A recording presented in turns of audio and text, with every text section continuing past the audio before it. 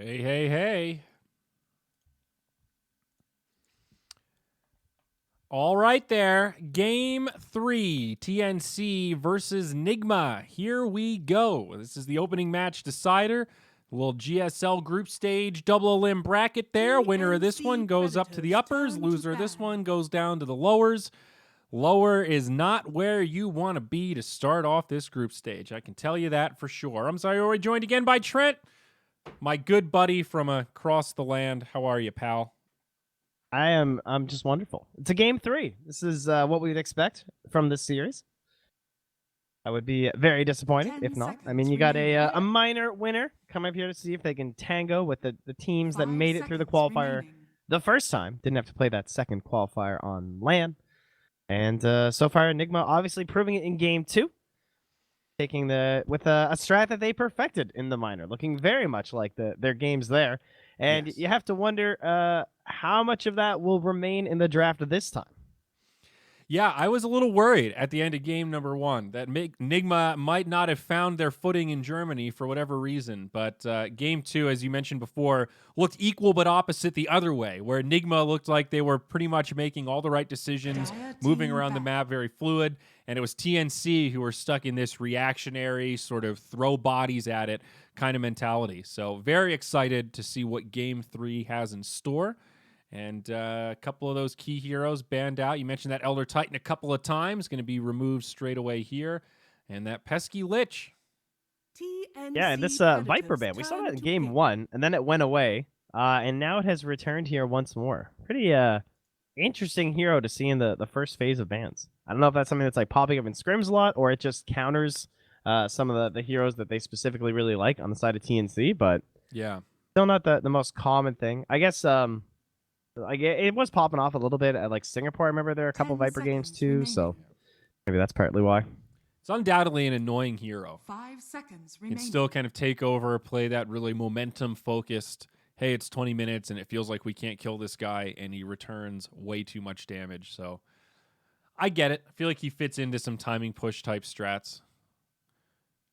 And we even saw it in game 1. You know, if you have enough heroes like that do well, you can take over a game in 20, 25 minutes, pretty much no problem.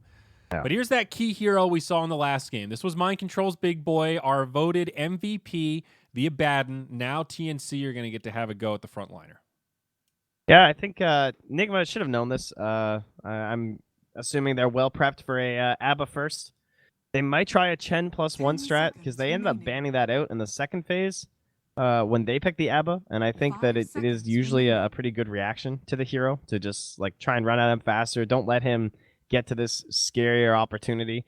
If he wants to try and play across on the other side of the map, and like Mind Control was constantly just like pushing very dangerous lanes, and there was really nothing that TNC could do about it. They would try and engage on him, and it takes so long to kill him that there was plenty of time for rotations to come through, and suddenly you just have a good team fight for Nigma out of nowhere. So to avoid that, you just push his 5, take towers a lot faster on the other side of the map. And it also kind of has this counter of like ABBA creates long team fights. And so having that extra sustain from the Chen is going to be very helpful too. Mm-hmm. That's true. ABBA just feels good in those double sustain type lineups. We've seen it a number of times across a number of events now. And holy Toledo, 2 big picks. Heroes that I guess are likely to band out if you don't want them. We saw Omni Knight banned out in, I think, games 1 and 2. Omni OD. Yeah, I think they're just recognizing that ABBA and OD is a very good combo as well, so they don't really want to leave that as a potential 4th overall, just because of how well the hero's been doing. Gonna pair it with the Omni straight up. So I think the first 2 games we had Omni and ABBA getting snatched up in the first phase either way. Like usually it was through the bans, right? They both just got banned. Then game 2 only the ABBA got through. Now we see them both making it here. So each team going to have a very annoying, potentially offlaner. Could also wind up being a position 5 ABBA for March. I could definitely see him taking a page out of the recent Kuro strategies for this. Right. Drow Ranger now for TNC. Another pretty annoying hero. I'm still torn on how I feel about Drow overall. She's definitely not bad, but is she that good? I'm still not entirely sure. I mean, multi-shot's pretty cool. And that Yes. ability is wild, man. You can just like Great pull out ability. these kills in lane now that were not possible with the old 10 Drow seconds before. remaining. It's true. She actually has a lane presence now. That 5 seconds remaining. feels good Dire compared to team how back. she used to be, but I don't know, it just feels like if you get on top of her, she's still that counterable hero, you know? I feel like you need to build around her. I feel like I need to see a centaur or something now, just so you have a positioning tool. Abba's a good start. The Aphotic Shield's a save, of course. That is nice, but Dire team I don't know, am I off base here? No, you're not wrong. That's good. Because, like, for example, you don't necessarily want to go like Puck or something, maybe. I mean, you still can, but you both kind of play the same role, so you really need a lot of front line if you're going to try and play that strat. Like, if they want to go Puck mid, then this would have to be a core Abba, and they would need some other, probably like double tanky supports to try and make that situation work. Yeah. 10 seconds. I like the idea of the Centaur for both teams too, actually. Right? Obviously, it's kind of hard to work in for Nigma unless they're going to do like that position 4. But the general idea of the Centaur being this idea of like mobility, like you're trying to get on top of the Drow or on top of the OD. And well, I suggested in the first phase, and it makes it all the way through the second. So Nigma are going to be quite happy with that. For sure. And into Drow, they might even be able to pressure her lane with some early Harpies or any of those other creeps. And now Nigma have gone for this double sustain strat that we were sort of hinting at for TNC across the Chen and the Omni Knight. Very nice. Remaining. 2 enabling heroes for this OD. Very Pick out strong. the March Warlock, perhaps, if they're kind of reflecting on how the series has gone. Like the Warlock, a hero that they used to play quite a bit. It's all right versus this big 5-man. Oh, they could do the KP Veno. Yeah, they're going to Veno, I think, this game. So we'll get the March on the Venge. Oh, maybe they can't fit the Veno, though, if March is going to be the Venge. It could be a Tim's Venge, a March Abba, and a Veno for KP. I feel like the Veno is just really nice because it's good versus OD, because OD doesn't want to hit Plague Wards ever, and it has the heal reduction versus the Chen and the Omni. Oh, okay. That's true. 10 seconds remaining. I like the Venge Drow combo. Kind of an old classic. 5 seconds Aura remaining. up.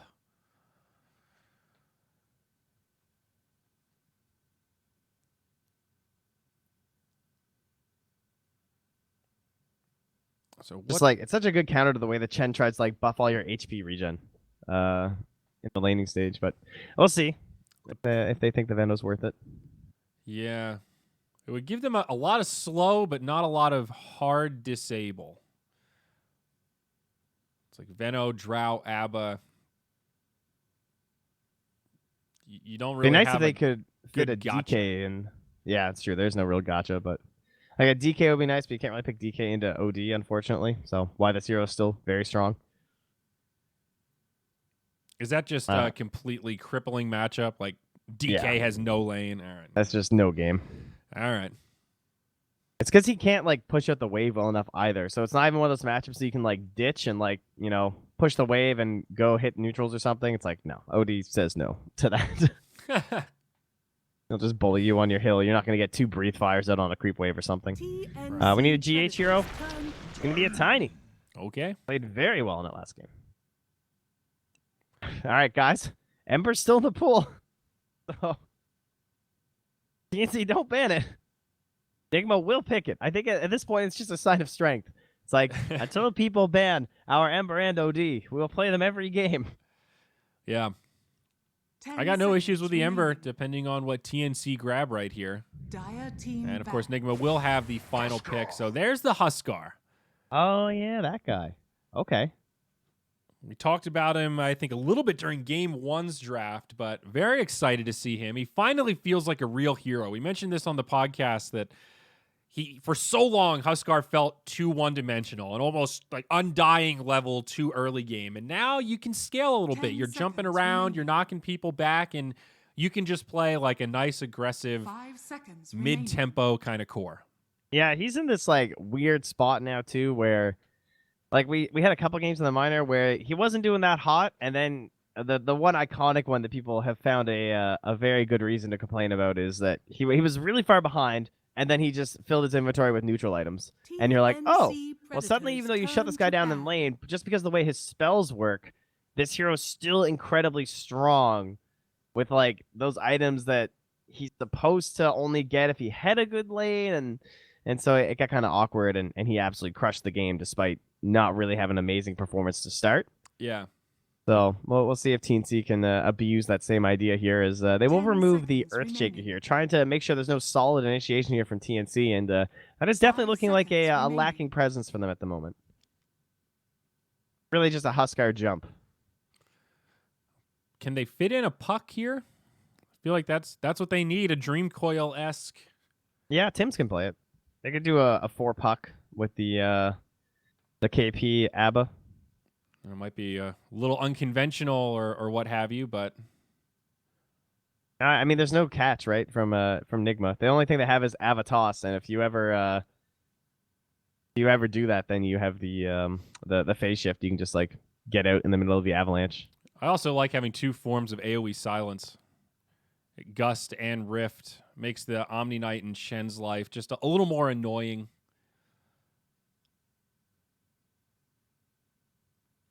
Guys, do we ban the Ember? They're having the discussion. Like, okay, well, if they pick Ember, then we're just gonna lane the Huskar versus the Ember, and so then what? Okay, so then what are we gonna pick instead? No, okay, we're gonna ban the Ember, guys. We did it, and we're gonna get that Wow. Venomancer. So it comes Okay. out, and then we're gonna get a Wind Ranger, and let's play some Dota 2. All right. Textbook Dota. Yep. Well, I like the Veno for all the reasons listed before. Yeah, you kind of sniped that. Veno with Huskar, you've got a lot of damage over time. The dots 10 are nasty. seconds remaining. Now, this still doesn't solve the one problem we listed of the initiation. So 5 what it does seconds do, though, is that you plant. Much like the bananas, you plant when taunting. You plant wards and you march. Much like March will march them as their leader towards objectives, and you initiate on buildings. And you say, come fight us. Currently, Nigma, their initiation's also not that incredible. Last time they had the Ember to really give GH a lot of breathing room and create good options for Weehaw. So I thought they wanted something with better stuns to maybe do some shenanigans with like a Miracle OD. But they will instead give Miracle his own hero, and that will be the Slark. So potential Silver Edge buyer theoretically versus the Huskar if things get out of control, but could also just do a standard Slark build and be pretty happy here, I think. Yeah, we talked about Slark having some counters, and when you can 10th pick him, those fears melt away.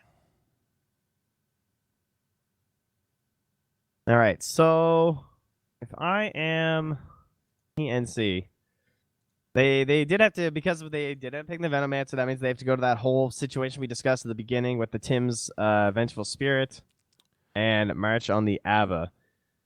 What is the bad lane matchup? Is there really any? The Omni Knight 1v1 versus the Veno Is that? might end up happening here. That seems kind of okay for both. I would think I'd rather be the Veno in that matchup. The way that KP plays it, probably, because he just wants to get his bots and be this constant split pushing threat across the map.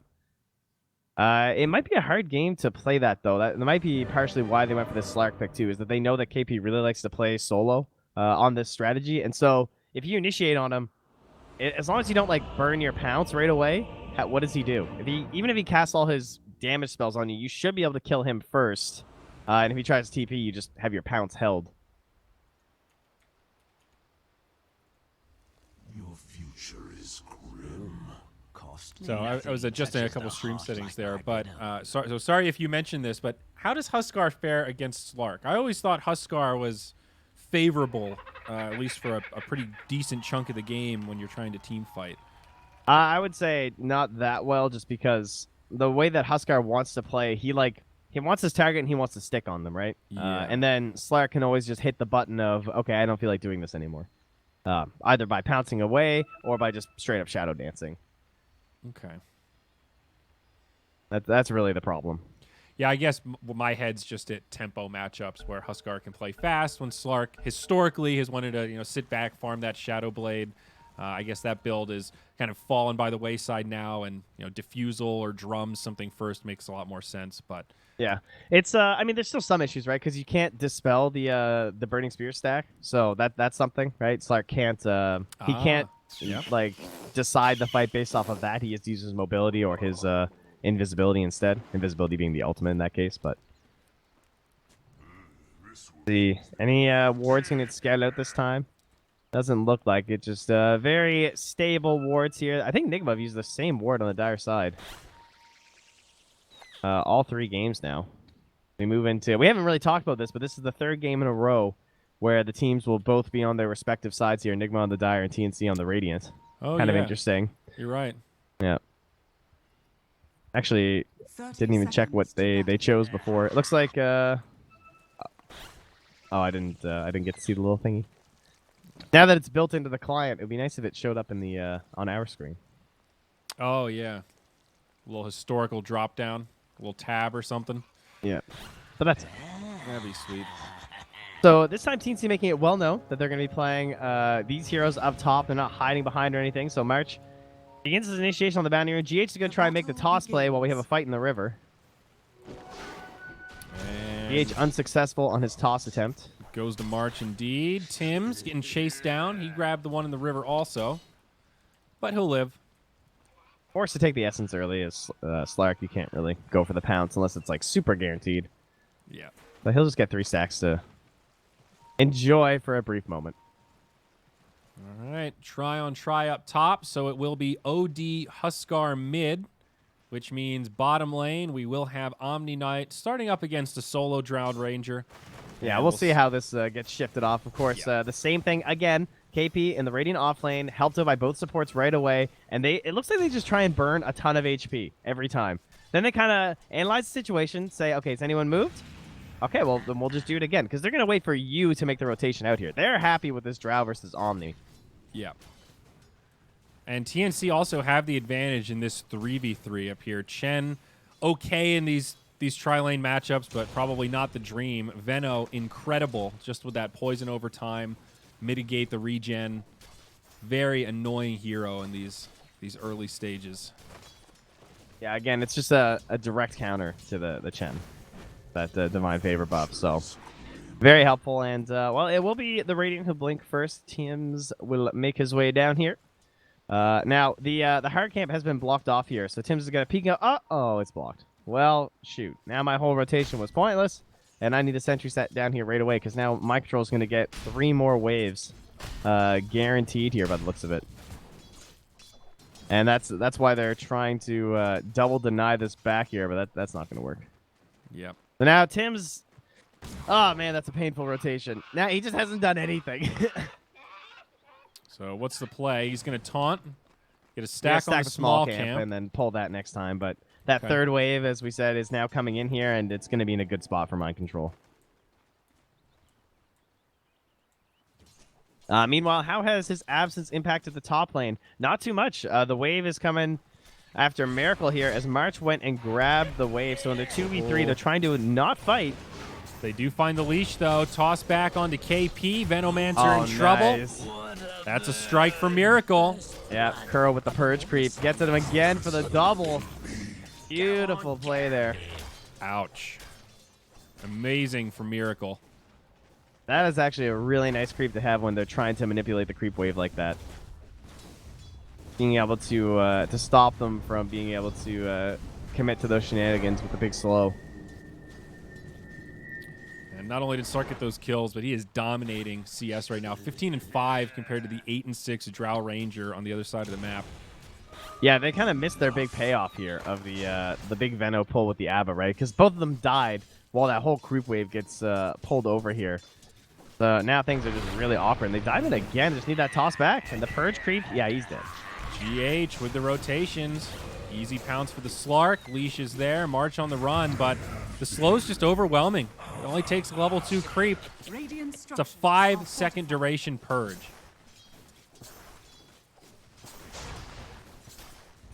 They got issues. Meanwhile, in the mid lane, issues a little bit for Armel. Getting a bit spicy there. It's Weehaw. He's going in. Oh, yeah. I believe he's quite dead, sir. Ooh, tanked a little bit too much damage there, but easy GH grab. Gets in to make it an easy kill. Nice movements. Big Big a 4-0 time start. bummer, though, for TNC. This is brutal. Huskar, not the hero that wants to be dying at 4 minutes by any stretch of the imagination. Drow off to a little bit of a slow start. And this off lane, not great for TNC. So this is, I don't want to say 3 lanes lost, but certainly ain't 3 I lanes would won. say bottom's okay. Like, Yeah. the Omni's forced to pull. He's being harassed by the Venge. He actually just had to give his regen over to GH. And GH is also sitting under that same ward that spotted him when he was playing on the Earthshaker, too. So this ward's been really good for shutting down the way that GH likes to play and pressuring this mid lane. And it'll get better for the Drow as she levels up. More damage, easier to last hit, and just a little bit less. Oh, another leash up Dainty. top. KP. Yeah, they're going to dive this and find another easy one. That Satyr Banisher is the hero. GH now with a toss. Dire's courier has been killed. Gets March out of there. Where did Miracle's courier die? I'm not sure. Must have been a couple plague wards. Yeah, there were 2 plague wards right in the way. Okay. That's rough. I'll take that. They're going to get at least 2 bounties top, I think. Oh, no, March is cutting through. Oh, stun. Deny? The deny. Very nice. Still only a level 2 Abba. There's the shield. Tossed to the creep. Trying to get the body blocks. March running into no man's land. It's probably out of mana, yeah. That is one thing about the Banisher that got nerfed a while back. You don't have that many casts of the spell anymore, but I mean, Kuro it used to made the be most of it. basically unlimited, so Yeah. It was a little broken. I think we're in a much better spot with it. You can send them back to the well, though, right? It's probably not worth it, but you could in theory. Yeah, theoretically. More likely to find another one. I Run him guess. home. Go, little guy. That whole time, Mind Control did a nice pull all the way back to his tier 3. So he's gotten level 4. Not really stopping the Drow from farming, but still being a little bit disruptive, making sure he gets something. So playing it as well as he can. Miracle forced to TP home there. But it's a Chen, so of course that's completely fine. And back he comes. Toss, double damage on Weeha this time. Trying to body block March. There's the Aphotic Shield. Miss. Man, that's going to be a 5th assist for GH. Dire's top tower is under He is attack. making life so good for his teammates right now. Part of 5 of the 6 kills, and he's not going anywhere. He's just going to run at our melt. Tim's. The Avalanche is back. There was a second courier there. Double damage rune. Still has a decent duration. Scary to trade with, and Armel gets burned. Nice Sanity's Eclipse. Weeha ends up with a double kill. Oh, no. 7-0. The gold lead isn't that big, but Nigma are in control here, Trent. Yeah, they're having a good one here. That was a 938 damage very quickly. Onto that Huskar from the OD. 7-0. I mean, the net worth is still even, so nothing too crazy. I'm going to assume that the XP is quite different if I pop that open, though, and indeed it is. It's about a 1k lead. Mind Control getting chased down. Moves into the trees. Tim's just can't quite get there in time. Close call, though.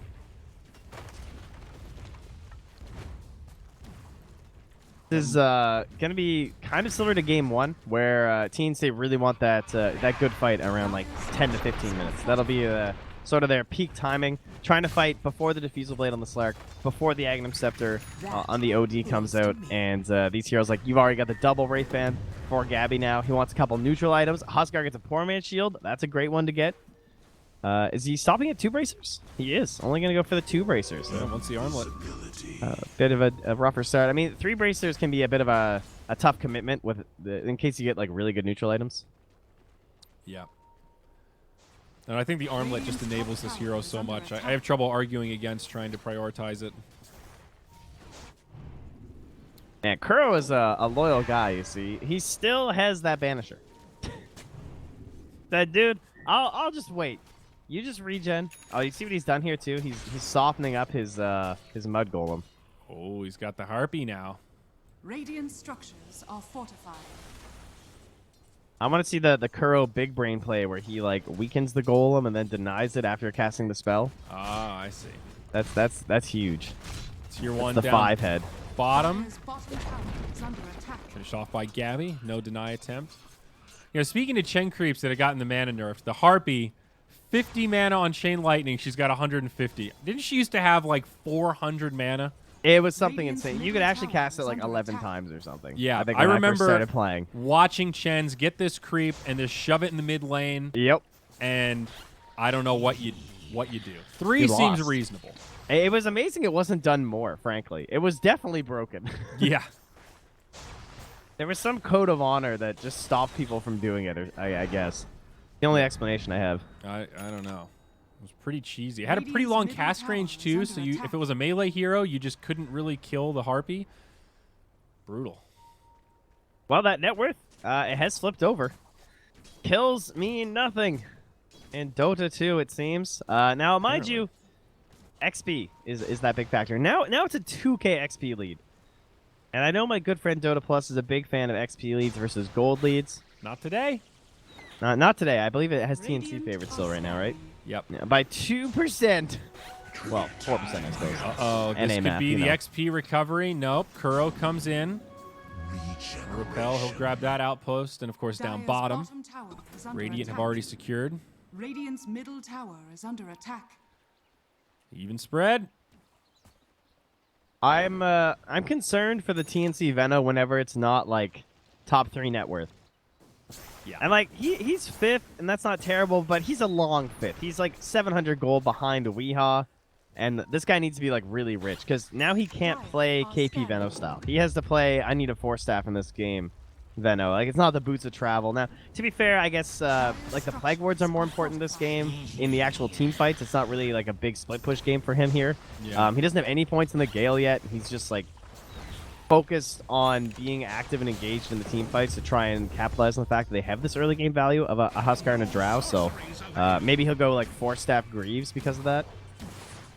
Damage onto mind control down bottom. Level 6 still has a purification. Should be okay. Oh, narrowly. That multi-shot there. Whew. Yeah, this build on Veno is also really good for farming. I think that's part of where this gold difference is coming from, is that he's able to sit in the jungle and farm reasonably quickly. And even though Omni Knight's hanging around, Omni's the lowest on his team. he's got nothing. You know, he's not really playing a 3 right now. Gabby, though, gonna get caught near the outpost. Should have plenty of damage, and it's a dead Drow. Does Oh, he get the did counter get kill on the the- mind control, though. The death throws there. I think MC still got the... Oh, no, he didn't get anything. I don't have the fight recap yet. Let's see. Did he get XP? Nope. Not according to the recap. I don't think it's popped yet, though. That's for the other kill. Oh. On the ABBA, I think. Yeah, I guess whatever. you're right. So, again, ABBA was forced to, like, sit mid. So March is just trying to, like, protect Armel and help him get some farm versus the OD. But he's just free food to the OD whenever Weehaw feels like it. Looks like he dropped another sanities on him. Yeah, Keen Optic is legit. I feel like every time I see that item drop, my eyes just light up a little and go, oh, yeah. Oh, a DD rune, we'll say. Well, we'll take this a little early. I mean, it's not that bad. They already have the armlet, so it's definitely possible. There's no points in the curse, though. This might be one of those games where you'd be like, oh, that value point would have been pretty handy, dude. They're going to get away with this, though. Nigma either seem unaware or not too concerned. There you go. I mean, they did just Sanity's March in the mid lane, so their ability to fight into that is going to be pretty weak. Radiant's bottom And tower it's is actually under not going to be the 4-staff there. KP, in unusual fashion, finishes the medallion after killing Roche. But just identifying that he can help protect his teammates from the Slark by using that medallion. And now he wants a Solar Crest after that, too, to just buff up his Huskar and his Drow. Okay. I wonder why he Huskar. didn't get 4-staff. Is someone else getting 4-staff in time for the Slark, or are we just going to fight it? Drow's going for the Hurricane Pike. And I think Radiant's that's it bottom for now. tower has fallen. Home with the I guess Dominator, the- queued up for Venge. Yeah, that's it. Maybe their thought process is that even if we get pounced, we're still just going to be fighting anyway, so I don't need to free you, but... I don't know, pretty rough. Then again, you know, Huskar are notoriously susceptible for the physical, I suppose. Not Dire's that top he really tower is under goes that attack. way anymore. He's only got 38% magic resistance. The triple bracer makes him feel a little bit more like old Huskar. Radiant's middle tower is under attack. Love Halberd though. Dire's top tower is under attack. Feel good item, especially when you can grab it early on an armlet hero. Dude, Sanj is insane. Like, Sanj is just crazy. That item feels so good on any strength core right now. It's so easy to build. I completely agree. Radiant's bottom tower is Gabby under attack. is being scouted out here by GH. It looks like Gabby knows. Yeah, he's gonna ping it. They got a ward here for sure. Good call from Gabby. Meanwhile, Miracle looking for farm in the back lines here, cutting waves, scouting the fact that KP's behind that tower, Radiant's middle tower is and under he's attack. gonna start pulling away here. The problem will be what can TNC get done with its Aegis, because I don't think Nigma have a any real reason to fight them. Diffusal Blade on Slark, I think, is coming out. So Yeah. little item peak there, but yeah, not a huge incentive. You're certainly Well, right. how do you die Veno, right? They're just gonna do a toss. Oh no, they're not. You're gonna try they haste Avalanche, toss onto Miracle. Easy. Dude, that was sick. Nice I did not TNT. see the haste rune. Dude, that was hype. So I'll haste in, I'll toss him out, and I'm just gonna instantly TP. Because I know that I'm gonna take a bunch of damage and they're gonna rotate someone in. Yep. That was pretty cool. It was a layup. And Miracle says, hey, let's just go for some stats. I want the Scotty. Give me an eye, baby. In that time period, what did they get though? They got the top tower taken down, it looks like. My thrift rewarded. Mid and top. Now dead for Nigma.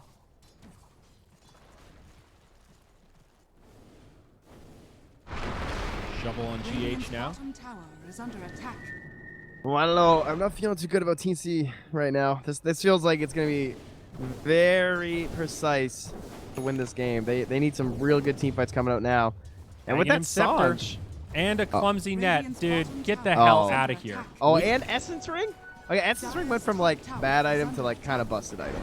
Dire's structures are fortified. Yeah, OD is in a pretty good spot right now. I'm not going to lie. I would be a little scared if I were TNC. Radiant you are should be. scanning. Yeah, pass the net over to Radiant's GH. bottom They've gotten tower some is under great attack. neutral items. Now, I just want to point out that Huskar has 1/3 the mana of an OD with 2 points insanity. So just keep that in mind during the next Radiant's team middle fight. tower is under attack. Yeah. Oh god. Sanj is up. Is he? I mean, he has the Aegis. They might not want to drop it. Oh, he's stacking that int though.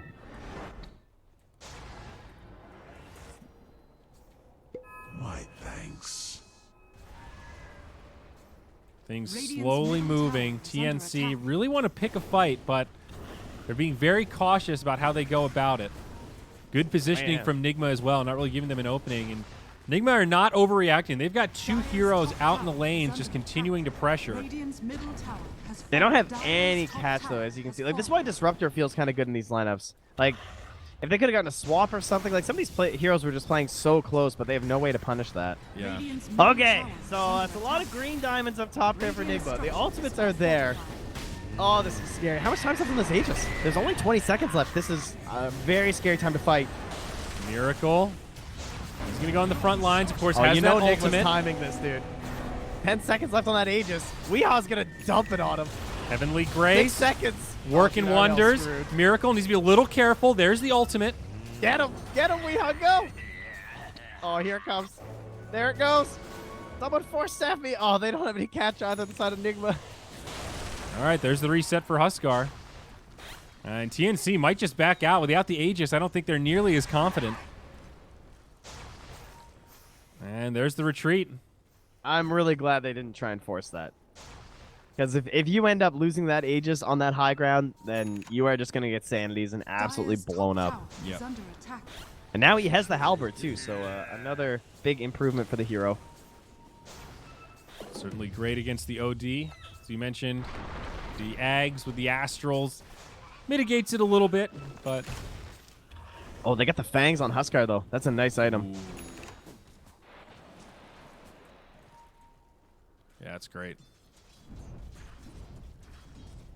And KP, I noticed that he was saving his gold and he didn't, even though he bought the Crest recipe, he recognized that he needed boots of travel for bottom lane. So he stopped finishing it out on the ultimate orb and went back for the bots. very annoying because of like the sunk cost fallacy going on, but I'm glad he didn't fall victim to it because he recognized that I don't need Solar Crest right now. I really need Boots of Travel. Here comes Miracle, though. Double damage rune. This is scary. Right in onto the Huskar. Gets the Heavenly Grace. There's the setup. Oh, he's just getting isolated right now. They're going to break this fight up as the Slark jumps in onto the back line. Swap from the Venge, the GA, but KP goes down. They've lost 2 on the side of TNC, and Miracle is not done yet. He jumps in onto Armel. Another Astral. Armel just cannot stack up the damage. Does get off They an can't even ultimate. fight them, dude. They can't do anything. It's going to be a clean sweep. A 5-0. Nigma completely roll over TNC. The OD Aghanims in full force here, bud. With the Centaur boys, man. Just tab stun. Tab stun. Easy setups from the Astral. That was clinical. All right. Dude, I feel like From that's a Nigma, team dude. fight that I wish we could go back and watch in like half speed just to see the continual disruption. Like, I want to watch that from Armel's perspective. I don't think he did anything. No, it was very depressing. He Well, I mean, he still got did Astral. 5k damage, but Yeah. Yeah, that was a super sad fight. I mean, Drow did 400 damage that team fight. The Abba did more damage by putting shields now on people dying. a battle at the outpost. It's Miracle again in the front lines. This time OD uses the ultimate. 2 more heroes evaporate from the battlefield. They grab one more. Now Drow Ranger gets run down. This could be a quick game 3, 19-1 at 20 minutes. Yeah. Now, Nigma talked about this a lot in their interviews with the Miner, where they said they felt like they had a really good read on their enemy team's timings in a lot of these games, and that's why the PL was working out so well for them. Is that they never panicked, and they always recognized what their timings were and when they were going to win the game, and just don't freak out. And that's what they did again. They didn't take any bad fights when they were in a slightly compromised position. Like this wasn't like an out of control Huskar Drow game, but they still had the ability to 5-man and start moving through lanes. And Nigma did not try and contest that. They just said, we know that once we have this Aghanims, the game's gonna be really easy. Once Miracle's a couple items, piece of cake. And now he's gonna be super beefy with a full Scotty, nearly complete here, just 500 gold away. Yeah. The Aghanims on OD definitely was a game changer. Nigma definitely played that really well. They were also smart enough to wait for a double damage rune to spawn before initiating, and that certainly made it a lot easier. I mean, Miracle was just jumping in the front line, doing big damage. There was no stopping that Slark. Well, Kuro really enjoyed that last team fight, and he said, you know what would be better than 2 Centaurs? I think I'm just going to get 4 Centaurs. So, Weehaw, you just Astral them, and I'll just chain stun them for 8 seconds after. How's that sound? That sounds pretty good. That sounds a little busted. Yeah, I think he pulled the calculator out on that Harpy. It was just like, yeah, you did some stuff earlier on, but we've got bigger plans in store. We need to demoralize TNC with this victory. A win is not enough. Will TNC get another kill? I kind of think they won't. I don't know if they have the burst damage to do it. Yeah, I think against Chen and Omni Knight, who are they going to kill? I really don't think they're going to. They might pick off GH. That's the only thing I could see.